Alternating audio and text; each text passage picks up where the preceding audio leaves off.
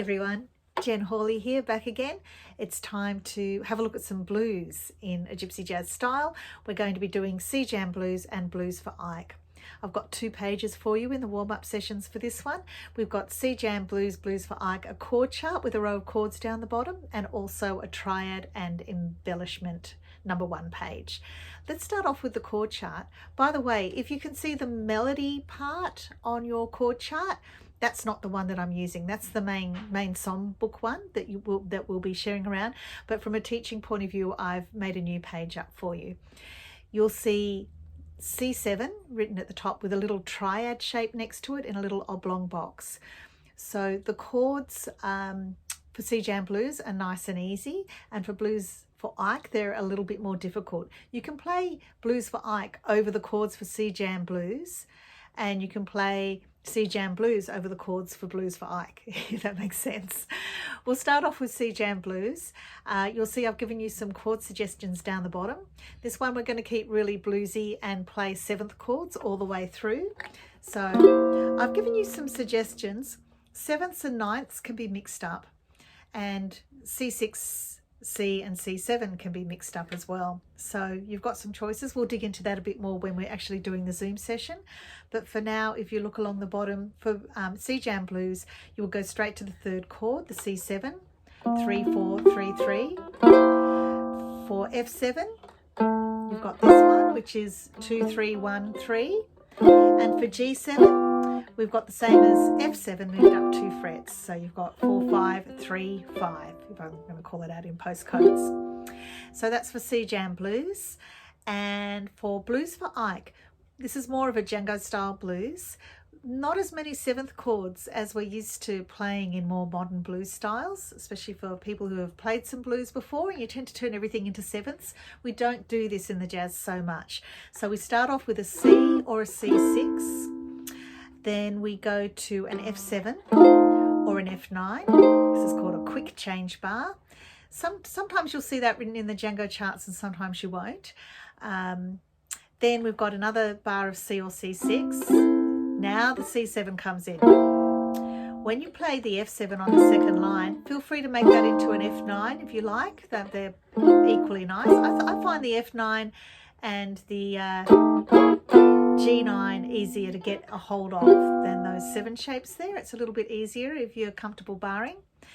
And there's some fancy little rundown chords. E minor, A7, D minor 7, G7.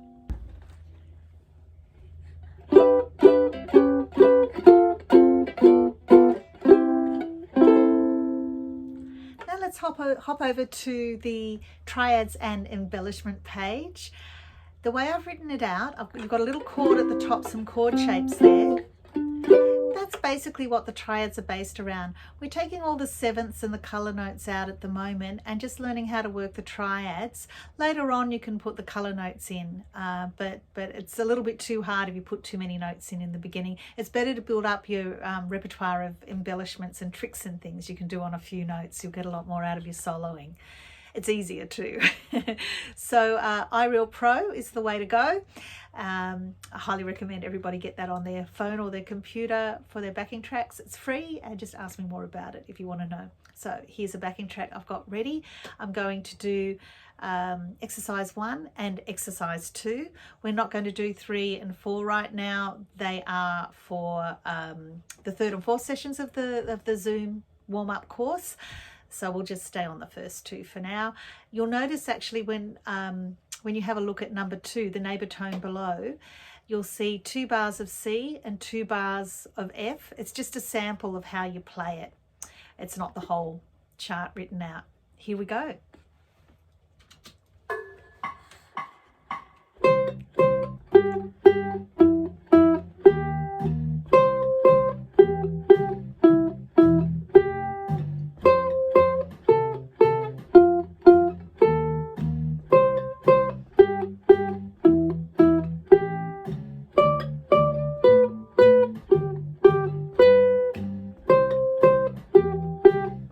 Straight into the next one.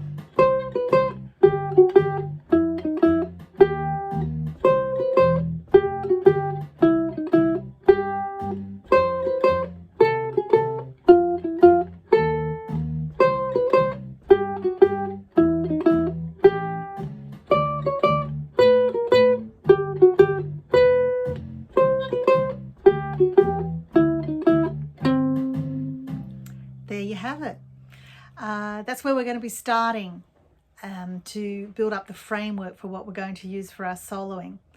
There's one more thing on the page down the bottom. It says ending ideas. Often when we're playing a blues, we have some kind of riff or lick that we use as the ending.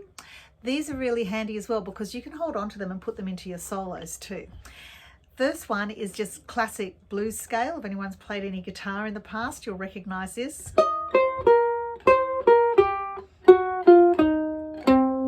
Or you'll go to the open string here. The second one is a bit jazzier.